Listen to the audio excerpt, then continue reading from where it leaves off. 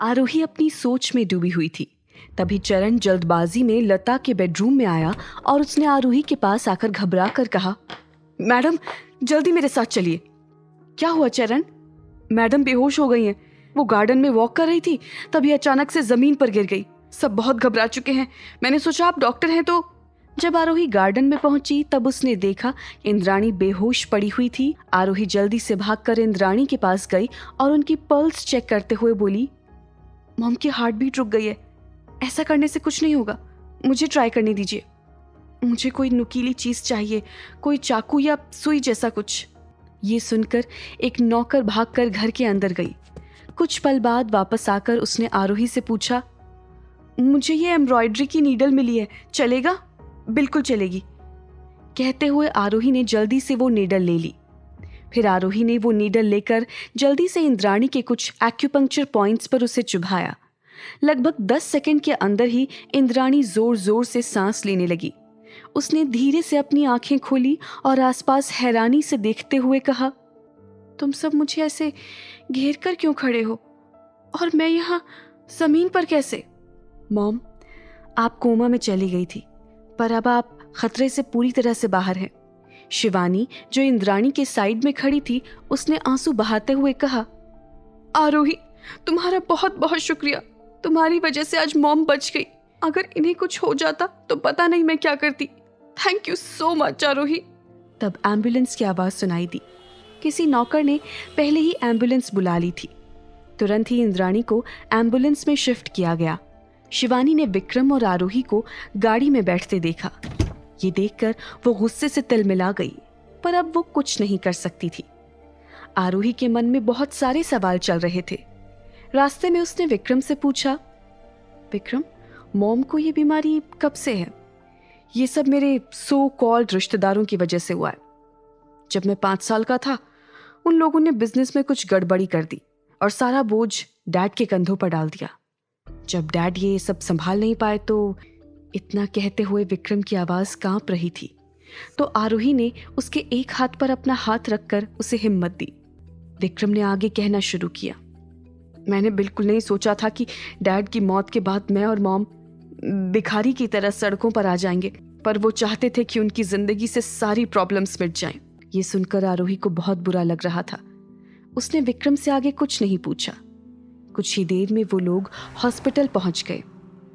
इंद्राणी को operation theatre में ले जाया गया। कुछ देर बाद एक फिजिशियन जो इंद्राणी को ऑपरेट कर रहा था, वो बाहर निकला और उसने मुस्कुराकर कहा, मिस्टर विक्रम, अब मिसेस रायजादा खतरे से बाहर हैं।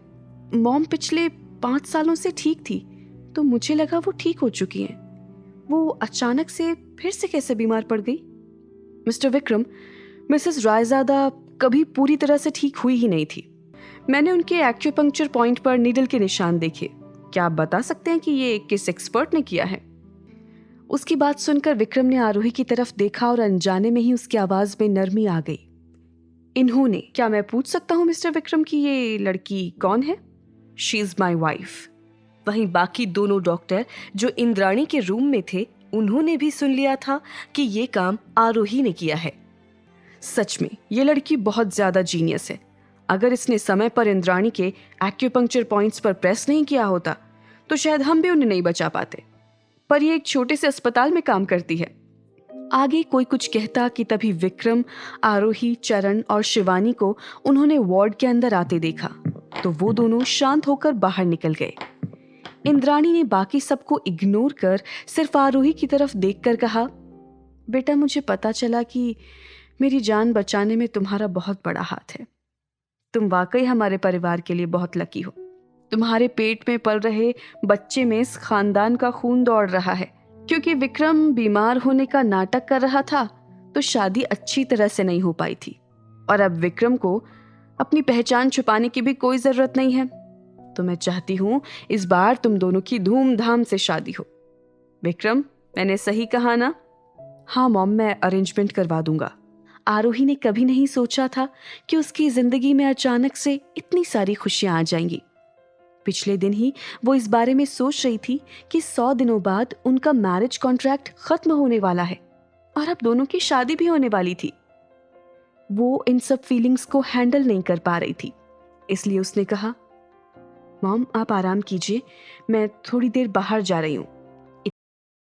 वो वार्ड से बाहर चली गई। आरोही कॉरिडोर में खड़ी थी, तभी उसे अपने पीछे से एक जानी पहचानी आवाज सुनाई दी।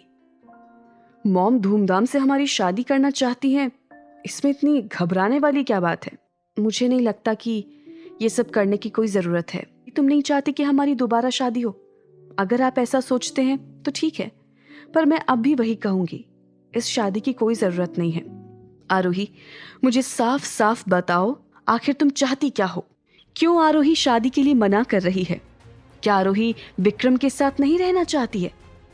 कब विक्रम और आरोही को उस रात का सच पता चलेगा? जानने के लिए सुनिए इस कहानी का अगला एपिसोड सिर्फ पॉकेट एफएम ऐप पर।